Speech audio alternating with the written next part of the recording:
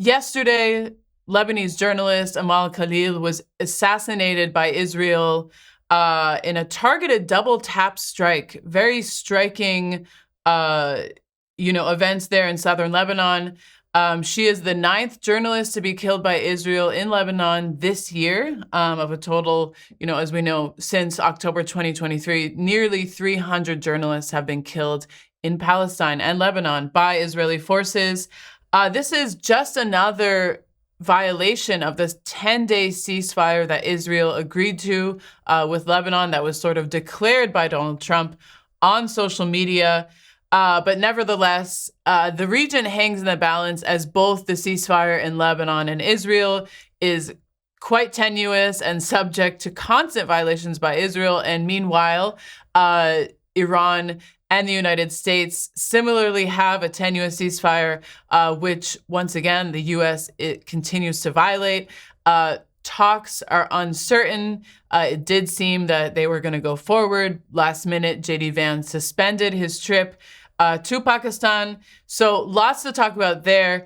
To discuss all of these developments and more, we are very lucky to be joined by Hussein Assaf, who's a Lebanese journalist with VPol, to break down these developments and, of course, talk about the latest news that we heard from Lebanon yesterday. So, Hussein, thank you so much for joining us. Thank you for having me. Well, of course, I wanted to first speak about the assassination of Amal Khalil yesterday. She was a journalist for leftist outlet Al-Akhbar in the south of Lebanon. And despite facing constant threats from Israelis, not only this week and in recent weeks, but, it seems like for several months, as we've seen reports coming out today.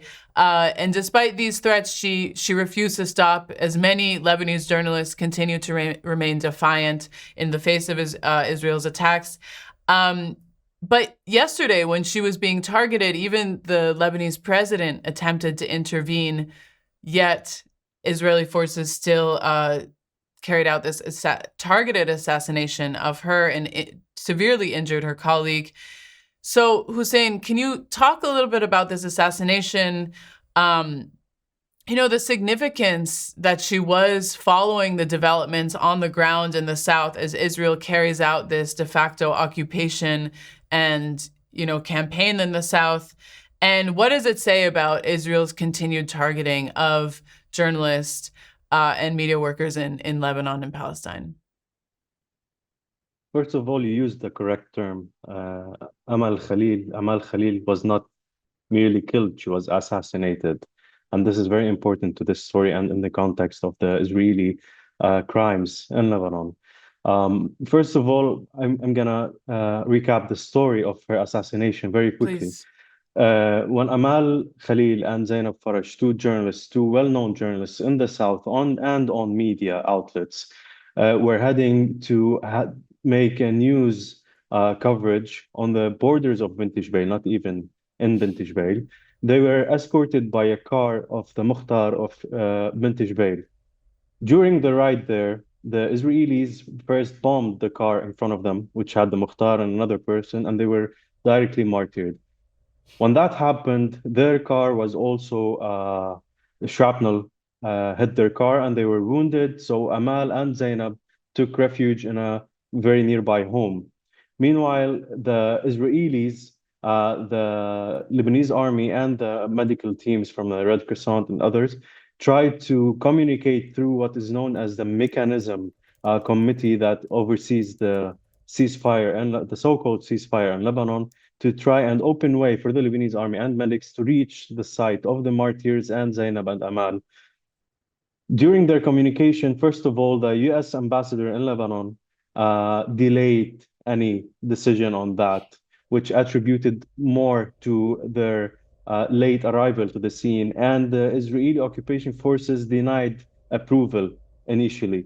When the Lebanese army tried to go without any kind of approval, because both are journalists and there's martyrs on the ground, and after all, this is their land and these are their citizens, the road ahead was bombed by Israelis, and the Lebanese forces were forced to go back.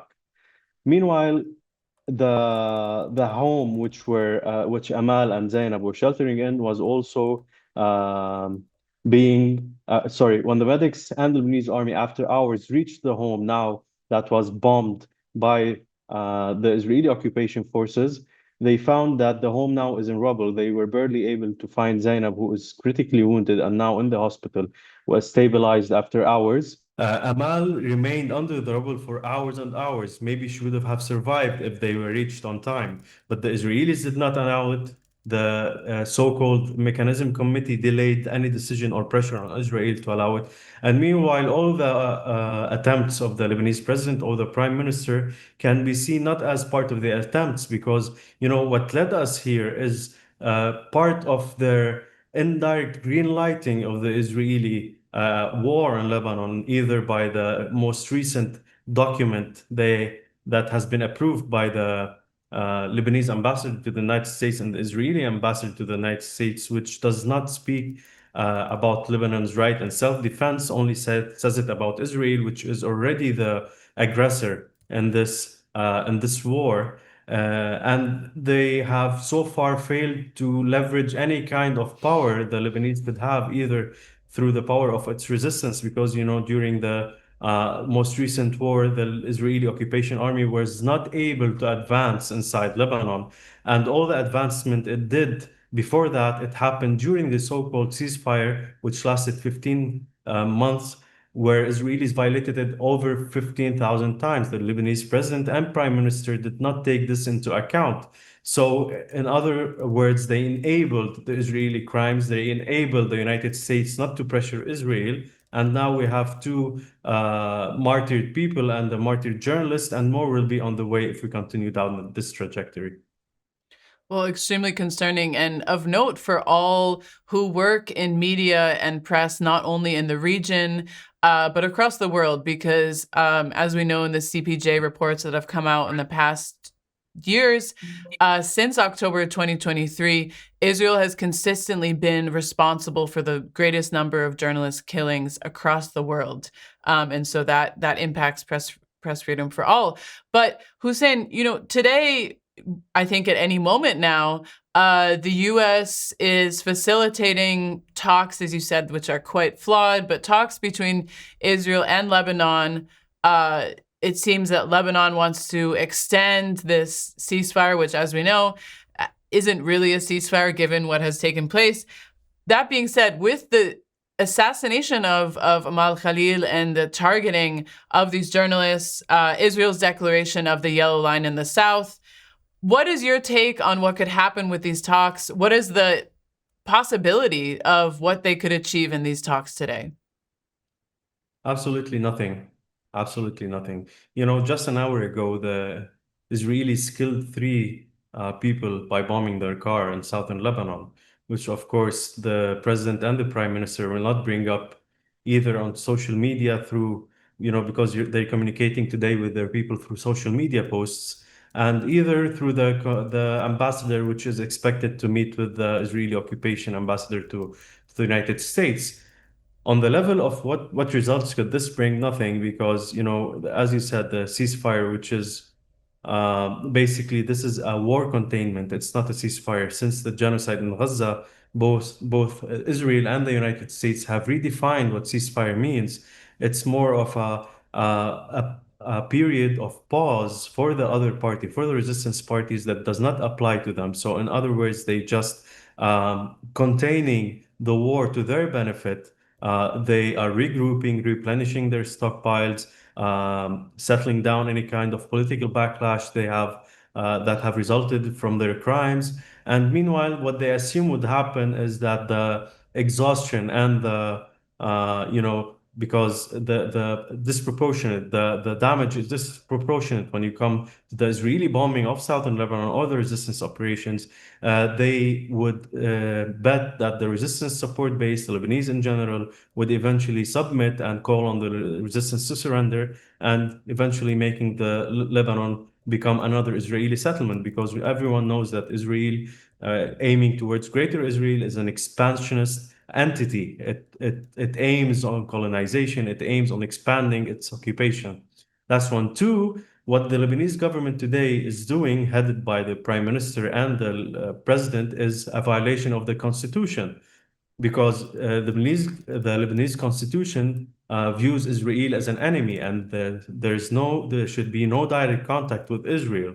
So what they're doing today is requires a vote in the parliament, which they do not have a majority to pass. So what we will have a violation of the constitution, Israelis and the United States preferring war management rather than a ceasefire in order to continue their crimes and expanding their occupation without facing any kind of backlash and delegitimizing any kind of resistance. And thirdly, which is more importantly, is that the Lebanese president and prime minister, Joseph Aoun and Nawaf Salam, are both unpopular leaders in Lebanon. And here I want to go briefly into what that means. Lebanon is divided into sectarian political parties. You have the prime minister who should be from Sunni, you have the president that should be a Maronite, and you have the speaker who should be Shiite. Usually, the figures or political figures that reach these positions should have a big support base for them to get elected, which means they represent the majority of or a large portion of Sunnis, Shias, or Maronites. Both the president and prime minister today were actually parachuted into their positions by US and Saudi pressure, and they have no support base, they have no political parties backing them, which also reveals that there's not even a public consensus to what they're doing. There was no referendum, there was no voting on the matter, and what they're doing is basically them just carrying out a predefined agenda because, okay, let's theoretically say that both of them are doing it for the well-being of Lebanon. First of all, how can you reject Iran including you in a ceasefire when you say you care about your citizens, when over 1 million people are forcibly displaced, tens of thousands of homes in Lebanon are destroyed, the occupation is of vast areas on the Lebanese-Palestinian borders. You have an undeclared financial siege on Lebanon because every support or financial support passing through the banking system in Lebanon is being monitored by instructions of the United States under assumptions that these are going elsewhere, not to the support of the people. And then you say that we reject other countries, including us, in the ceasefire. Meanwhile, you are choosing US as a mediator, the United States, which gave the green light to bomb Lebanon, the United States, which is arming the Israeli occupation, providing it with a political umbrella, providing it with the financial backing. This is all very important. And two, how could you not leverage what the resistance did on the ground for 33 days in order to improve your bargaining or negotiating power? For over 45 days, the Israeli occupation were not able to advance inside southern Lebanon. They were not able to take or occupy any single town or city, especially Bint Jbeil, despite their promotion, despite saying that this is the key city of Hezbollah in the southern Lebanon, where Sayyid Nasrallah gave the Spider's Web speech, where the 2000 liberation ceremony was held. They were not able to go there. When were they able to reach the center of the town? Only after the ceasefire. So both of the prime minister and the president, obviously, with every public indications, are not there to negotiate. They're there just to carry out predefined agendas or predefined job descriptions where they were given by the United States and Saudis to an extent. On the other part, you have the resistance. The resistance said that we will not go back to the 15-month ceasefire, so-called ceasefire era, where the Israelis were violating it every day, killing citizens, destroying homes, bombing wherever. Meanwhile, the resistance remains silent. And so, following a few days after the so-called ceasefire went into effect, and following over 200 violations of the Israelis, the resistance relaunched its operations and has carried out in the past 4 days, I think, over 10 operations. The operations are a signal to the Lebanese government that you don't want the resistance. Okay, stop the war on Lebanon, remove the Israeli occupation, and then we can talk about the resistance in an internal matter between political parties of the same countries. But while you are unable to do so, the resistance will continue to practice its rights of self-defense and the self-defense of its people. Well, Hussein, I really want to get your take on how the Iran-US talks have impacted. But first, wondering if you can talk about how Lebanese society is responding to these developments. I know, as you said, of course, it's a very fragmented society, but with these constant ceasefire violations, the assassination of a journalist, even after their own government tried to intervene to protect them, and then, of course, the establishment of the Yellow Line, it really seems like this would all be very unpopular with the population. So how are people responding to this? Are they, as you outlined, these violations of the Constitution that the government is essentially taking part in by rejecting inclusion in the Iran talks, insisting on direct talks with Israel? How are people responding to this? First of all, the division among the Lebanese society is not something new. And there has always been division, and there will continue to be divisions, just like any normal country, just like any normal society. And the place to solve these divisions is within Lebanon. On the other hand, you have after 2 years of genocide in Gaza, after the years of war in Lebanon, the wars in the region, everyone has took a side. There's nothing called as uninformed or a neutral person. So the reaction on the killing of the Lebanese citizens or the bombing or the occupation today can't be measured by a single event, because regardless of this event, people with predetermined positions will continue to hold them.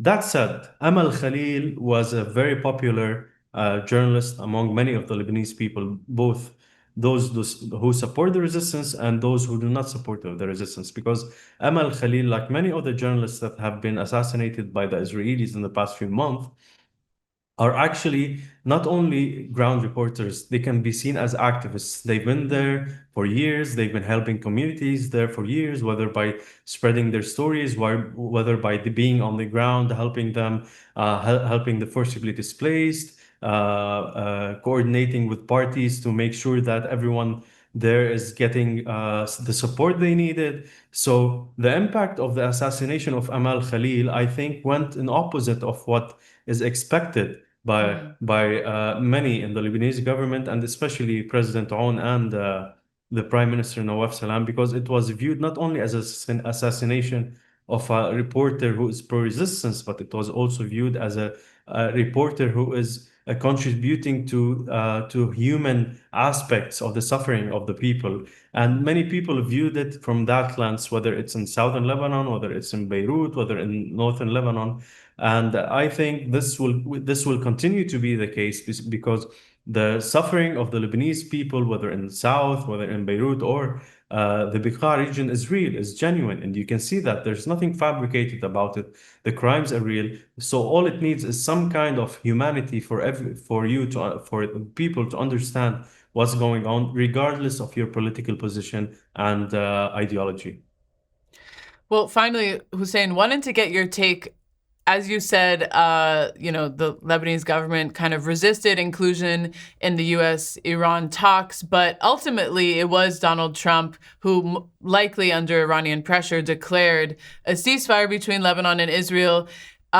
These have kind of been occurring in tandem, talks in Islamabad, high-level, maybe behind-the-door conversations, which have, not resumed at this point in Islamabad, but anyways, there's been this kind of dialogue, it seems, behind the doors about how the Iran and U.S. relationship will impact what's happening in Lebanon.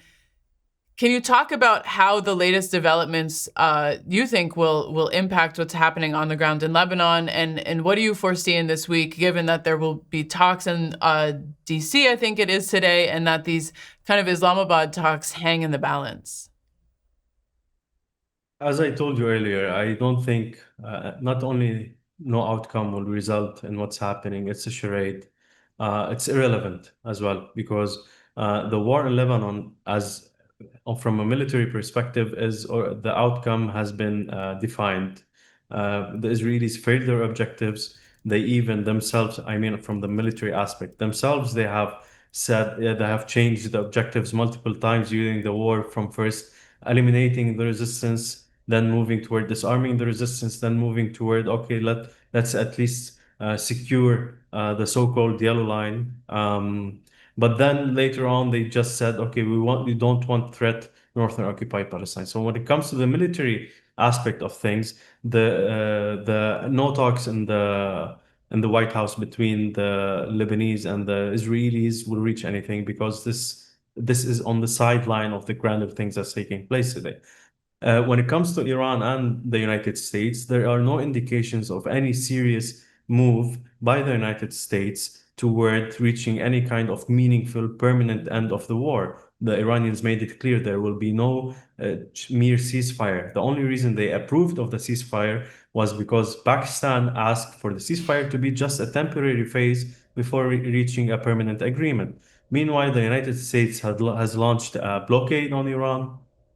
The United States has pirated several of its ships. There are no, when it comes to their obligations toward the 10-point proposal that Iran suggested, which were published by the mediator themselves, by the Prime Minister of Pakistan, they have not adhered to most of them, including when it comes to Lebanon.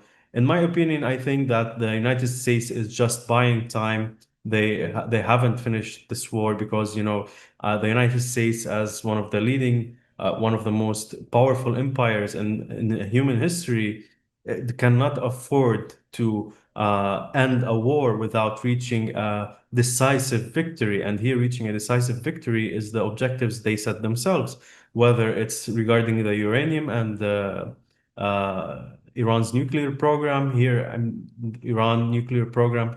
For Iran, it's peaceful nuclear program, but for the United States, it's about more than enriched uranium today. It's about the missile program. It's about the regime, which they haven't been able to change. Whether it's about also the policy of Iran, its foreign policy when it comes to support to its allies and the resistance forces against the Israeli occupation. Now, the United States cannot back out of this war without achieving any of these objectives, because its allies are looking at it, whether in Europe, and as you've seen, its allies are beginning to question its ability to support them, or to maintain NATO as a very powerful bloc, because the United States continues to push them to go towards war with China, with Russia, while it itself, with Israel and with bases from the region, was not able to snatch a decisive victory from Iran. And then you have what's happening in South China Sea now. The talk in Japan and in Taiwan is based on, if the United States directly was not able, with Israel, was not able to defeat a country which has been under siege and sanctions for over 47 years, what can it do with China? How can it help us, protect us with China, while it's always pushing us toward a war with China? So, understanding the nature of this war, in my opinion, I don't think the war has ended. I think the United States is buying time to regroup, replenish. I think, meanwhile, Iran knows that as well, and Iran is also preparing, regrouping, repairing what it needs to be repaired in order to, when you go into the new battle, to try and achieve a direct victory, even despite everyone knows how destructive it would be. Yeah, well, I think Iran has definitely shocked many who know that the United States invests over $1 trillion in its military complex with over 800 bases across the world. They were not expecting this kind of response from Iran, surely. But Hussein, thank you so much for joining us here at Breakthrough News. We will definitely be coming back to you as this war continues. And where can people find your work? I'm on Twitter, Eyes on South, and I'm a journalist at Vocal Politics, also on Twitter and Instagram. Well, thank you so much again, Hussein, and we'll be, again, coming back to you soon, hopefully with better news. Thank you. Thank you.